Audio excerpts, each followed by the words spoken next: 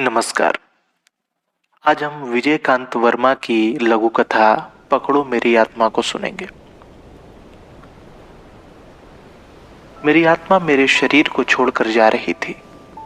शायद यमदूत ने जबरदस्ती उसे मेरे जिस्म से बाहर निकाल लिया था। मैं महसूस कर रहा था कि कोई मेरी आत्मा को मेरे शरीर में से निकालकर अपने साथ ले जा रहा है, पर मुझे उसका चेहरा नहीं दिख रहा था। मैंने देखा यमदूत और मेरी आत्मा दोनों ही सूक्ष्म शरीर के रूप में आकाश में उड़ने लगी है, प्रकाश से भी तेज गति से। मेरा शरीर निर्जीव भूमि पर पड़ा था, पर मेरी आंखें चैतन्य थीं और सब कुछ देख रही थी।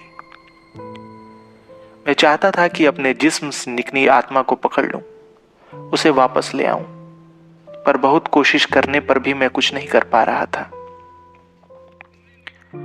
मैं पूरी ताकत से कोशिश कर रहा था अपनी जान को वापस लाने के लिए, पर बेबस था, लाचार था।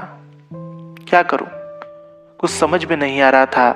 ना हाथ काम कर रहे थे, न पैर काम कर रहे थे, और न दिमाग ही काम कर रहा था। और फिर देखते ही देखते मेरी आत्मा किसी अन्य लोक में पहुंच गई। बहुत सुंदर नजारा था वहां का। भांति भांति भांति के रंग बिरंगे फूल खिले थे वहां। दिल को मदहोश कर देने वाली खुशबू थी।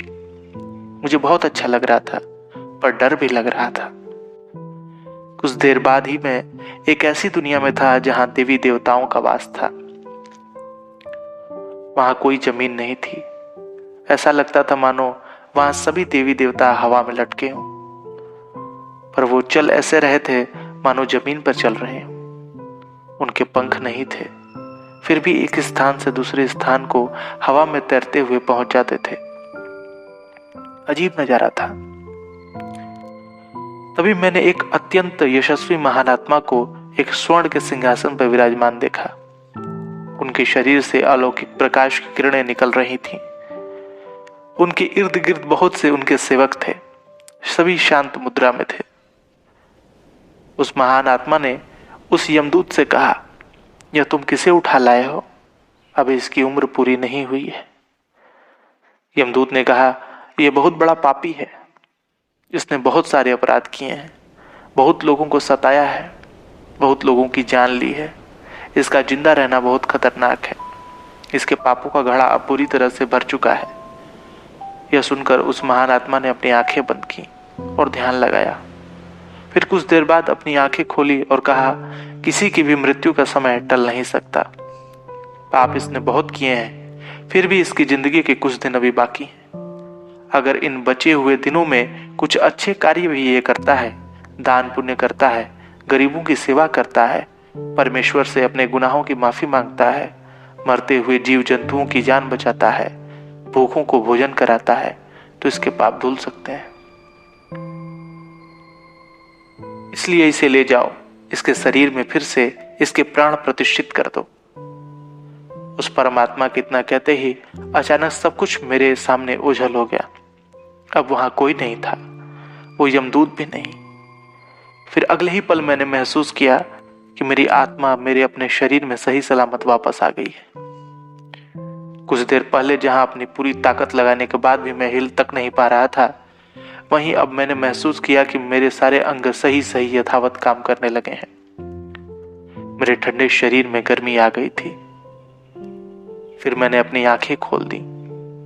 मैंने देखा मेरे घर परिवार के सभी लोग मेरे इर्द गिर्द इकट्ठा हैं।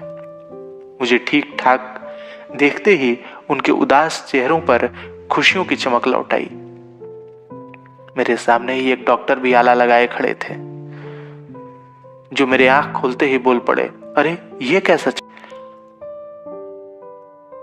अगर थोड़ी सी भी देर हो जाती तो शायद मैं इन्हें डेथ सर्टिफिकेट भी दे दिया होता, क्योंकि कुछ देर पहले इनको बचाने के अंतिम प्रयास के रूप में जो जीवन रक्षक इंजेक्शन मैंने इन्हें लगाया था, उसका भी कोई असर न हुआ, और पिछले 2 मिनट से इनकी सांसें भी बंद थी।